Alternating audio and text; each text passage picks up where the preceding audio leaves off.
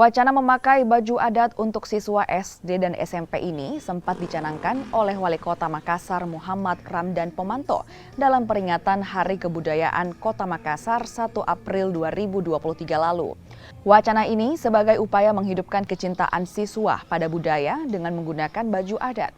Kini, Dinas Pendidikan Makassar pun mulai mengkaji kemungkinan penggunaan baju adat di setiap awal bulan. Hal ini tentu harus sepersetujuan semua pihak termasuk orang tua siswa agar tak memberatkan mereka. Nanti kita lihat dulu ya, kalau ada program pemerintah kan pasti ada tujuan, ada alasannya.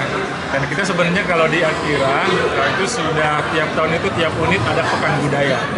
Jadi anak-anak memang seperti itu ya, menggunakan, malah tidak hanya 1 hari, itu bisa sampai 2-3 hari.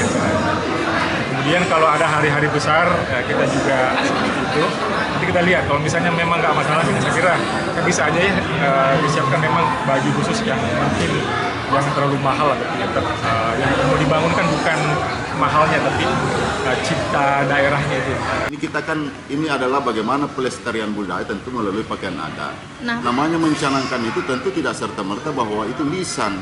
Nah tentu ditindaklanjuti dengan keputusan wali kota. Kami juga akan buatkan nanti petunjuk teknisnya, tentu pedomannya seperti apa. Dan ini kita juga tidak serta-merta, yang perlu di situ dalam keputusan itu tidak ada sanksi, ya tidak ada sanksi. Bagi anak yang tidak, maksudnya tidak memakai, bukan tidak ada sanksi. Nah tentu ke depan ini kan secara pelan-pelan kita evaluasi, tentu ada tahapan-tahapan evaluasinya. Dan tentu juga kita tidak akan mungkin memberatkan masyarakat Makassar, tentu kita juga mendengarkan seperti apa.